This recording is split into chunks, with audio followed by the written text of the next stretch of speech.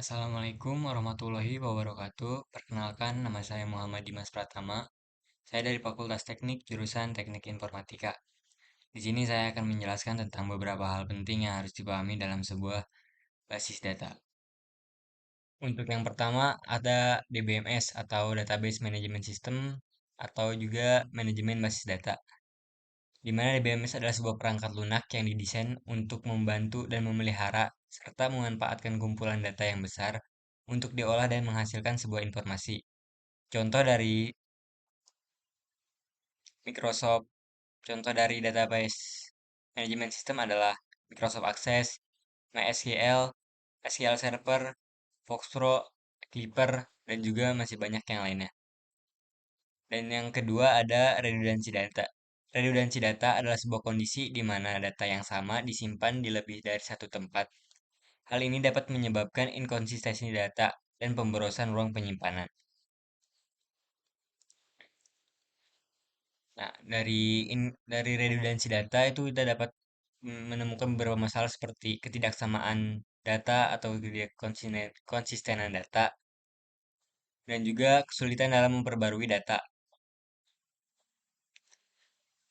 Un- Untuk yang ketiga ada entitas. Entitas adalah sebuah objek atau konsep yang dapat dibedakan dari objek atau konsep lainnya. Dalam konteks basis data, entitas adalah tabel yang menyimpan data tentang objek atau konsep tertentu.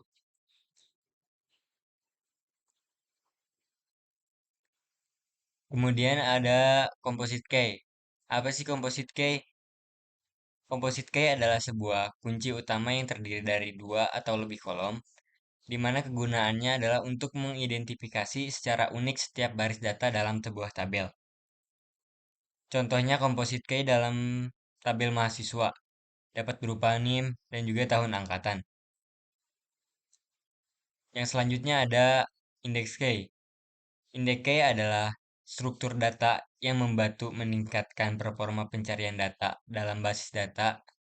Indeks memungkinkan sistem untuk menemukan data dengan cepat dan juga lebih efisien. Contoh dari komposit, contoh dari indeks adalah sebuah struktur data yang membantu mempercepat pencarian sebuah data. Contohnya adalah dalam sebuah perpustakaan, di mana dalam perpustakaan terdapat beberapa file untuk mempermudah kita dalam mencari sebuah buku yang ingin kita baca.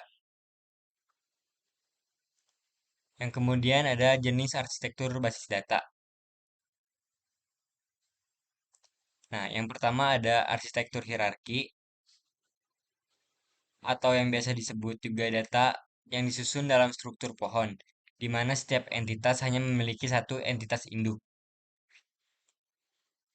Contohnya basis data, contohnya basis data dalam data organisasi yang tersusun dari struktur, direktur, sampai juga staf.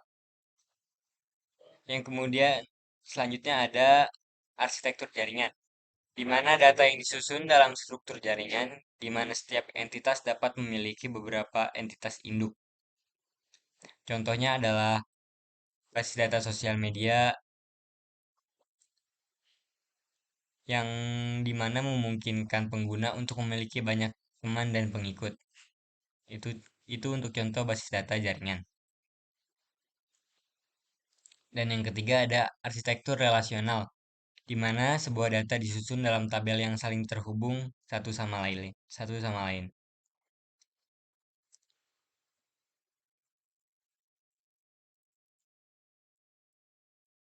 Dan juga di basis data relasional itu menggunakan kunci utama dan juga kunci asing.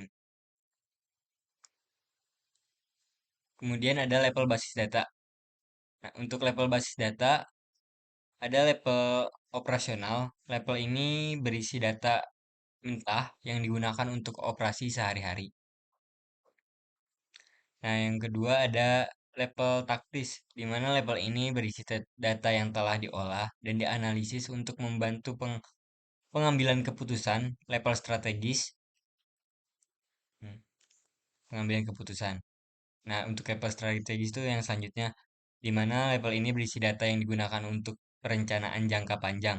yang dimana sebuah data tersebut dapat digunakan kembali apabila dibutuhkan dalam waktu tertentu di waktu yang akan datang.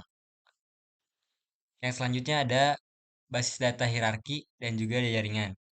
Nah, perbedaan dari sebuah basis data hierarki dan juga jaringan adalah yang pertama, antara basis data hierarki dan basis data jaringan, struktur datanya yang berbeda. Dalam basis data hierarki, setiap entitas hanya memiliki satu entitas induk. Sedangkan dalam entitas basis data jaringan, setiap entitas dapat memiliki beberapa entitas induk.